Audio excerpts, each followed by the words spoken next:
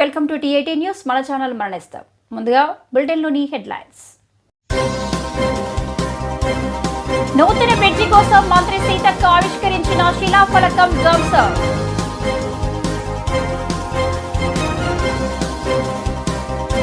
మాజీ మంత్రి హరీష్ రావు వ్యాఖ్యలను ఖండించిన మంత్రి సీతక్క.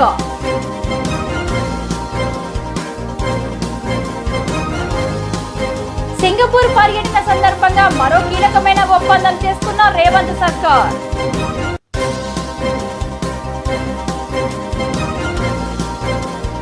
కోతులను తప్పించబోయి ప్రమాదవశాత్తు కారు బోల్తా పడి 2 మృతి.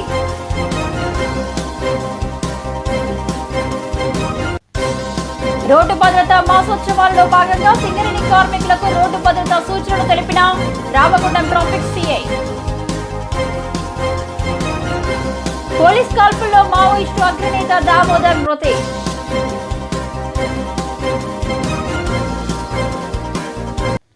ఇక డీటెయిల్స్ చూస్తే 10 నెలలు గడుస్తున్న మొదలు కాని బ్రిడ్జి పనులు. ములుగు ఏటూరు నాగారం మండలం దొడ్ల మల్యాల గ్రామాల మధ్య జంపన్న వాగుపై పంచాయతీరాజ్ శాఖ మంత్రి సీతక్క నూతన బ్రిడ్జి కోసం ఆవిష్కరించిన శిలాఫలకం ధ్వంసం.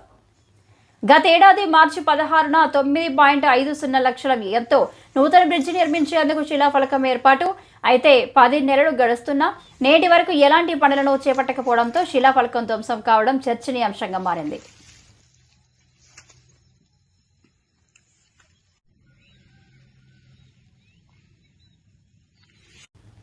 పంచాయతీ కార్మికుల వేతనాలపై మాట్లాడే నైతిక హక్కు హరీష్ రావుకి లేదని, ఆయన ఆర్థిక మంత్రిగా ఉన్నప్పుడే నెలల తరబడి జీతాలు రాక ఆత్మహత్యలు చేసుకున్నారని, మార్చి 13, 2023న పంచాయతీ కార్మికులు కలెక్టరేట్ల ముందు వంట వార్పు చేపట్టి నిరసన తెలిపినా వార్తా కథనాలను మరిచారా అని సీతక్క అన్నారు.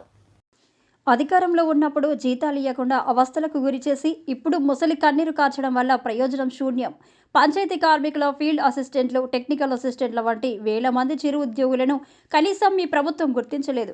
మీ తప్పులను మేము సరిదిద్దుతున్నామని, మీ హయాంలో అన్యాయానికి గురైన వర్గాలను ఆత్మగౌరవంతో తలెత్తుకునేలా చేస్తున్నామని, గ్రామస్థాయిలో చిరు ఉద్యోగులకు సైతం ప్రభుత్వ ఉద్యోగుల మాదిరిగానే జీతాలు చెల్లించే విధానాన్ని రూపొందించి దేశానికి ఆదర్శంగా నిలుస్తున్నామని, ఇకపై 92,000 మంది పంచాయతీ స్థాయి సిబ్బందికి ప్రభుత్వ ఉద్యోగులకు తరహాలోనే జీతాలు అవాస్తవాలతో ప్రజలను తప్పుదోవ పట్టించే ప్రయత్నాలను మానుకోవాలని మంత్రి సీతక్క అన్నారు.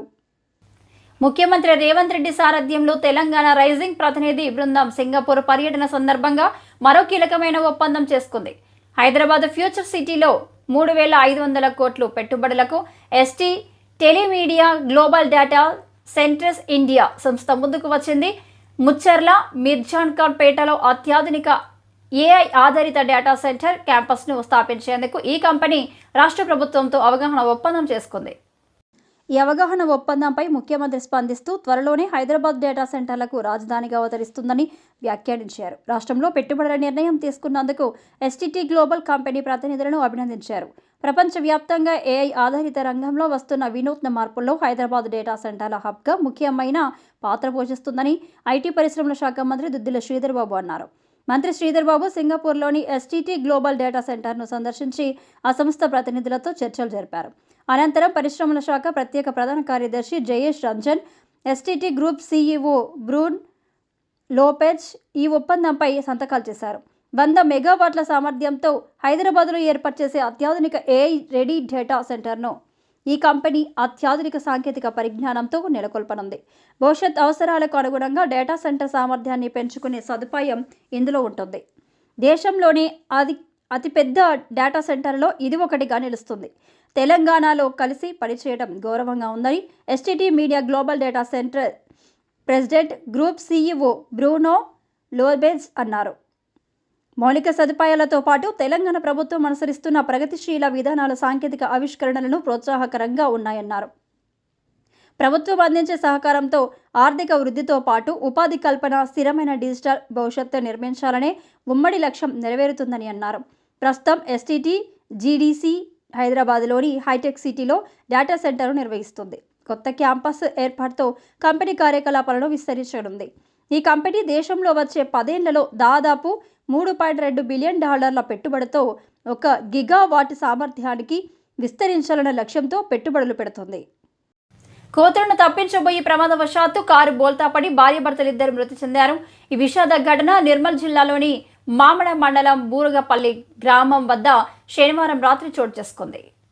స్థానిక పోలీసులు తెలిపిన వివరాల ప్రకారం మధ్యప్రదేశ్ నుంచి శ్రీశైలం వెళ్తున్న కారు రోడ్డుకు అడ్డుగా వచ్చిన కోతిని తప్పించే క్రమంలో బోల్తా పడింది.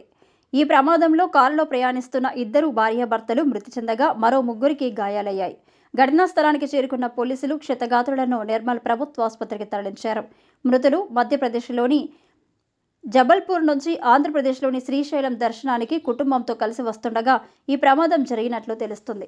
మృతులు మధ్యప్రదేశ్ రాష్ట్రానికి చెందిన వారిగా గుర్తించారు. రోడ్డు భద్రతా మాసోత్సవాలలో భాగంగా ట్రాఫిక్ సిఐ రాజేశ్వరరావు ఆధ్వర్యంలో స్థానిక వన్ ఇంక్లైన్ బొగ్గుగని దగ్గర సుమారు 200 మంది కార్మికులకు రోడ్డు భద్రత గురించి సూచనలు తెలియజేశారు. ప్రతి ఒక్కరూ హెల్మెట్ ధరించాలని, మద్యం తాగి వాహనం నడపరాదని, ట్రాఫిక్ నిబంధనలు తప్పనిసరిగా పాటించాలని కార్మికులకు తెలియజేయడం జరిగింది. ఈ కార్యక్రమంలో ట్రాఫిక్ ఎస్ఐ హరిశేఖర్ సిబ్బంది పాల్గొన్నారు. గత బీఆర్ఎస్ ప్రభుత్వం 10 సంవత్సరాల కాలంలో ఏ ఒక్కరికి రేషన్ కార్డు అందించిన పాపాన పోలేదని, ప్రస్తుత ముఖ్యమంత్రి రేవంత్ రెడ్డి నాయకత్వంలో కాంగ్రెస్ ప్రభుత్వం ప్రతి అర్హులైన నిరుపేదలందరికీ రేషన్ కార్డు అందించే విధంగా కృషి చేస్తుందని, సమగ్ర సర్వే ఇప్పుడు రేషన్ కార్డు కోసం 6 లక్షల లబ్ధిదారులు దరఖాస్తు చేసుకున్నారని, దాని ఆధారంగానే స్పెషల్ డ్రైవ్ కార్యక్రమం పెట్టి ప్రతి లబ్ధిదారునికి రేషన్ కార్డు అందిస్తామని అన్నారు. ప్రభుత్వం 30 లక్షల రేషన్ కార్డులు ఇచ్చే విధంగా ఏర్పాటు చేస్తుందని, రేషన్ కార్డు ప్రక్రియ నిరంతర ప్రక్రియ అని, గ్రామాల్లో అర్హులైన ప్రతి ఒక్కరికి రేషన్ కార్డు ఇచ్చే విధంగా చేస్తామని పెద్దపల్లి ఎమ్మెల్యే చింతకుంట విజయరమణారావు అన్నారు.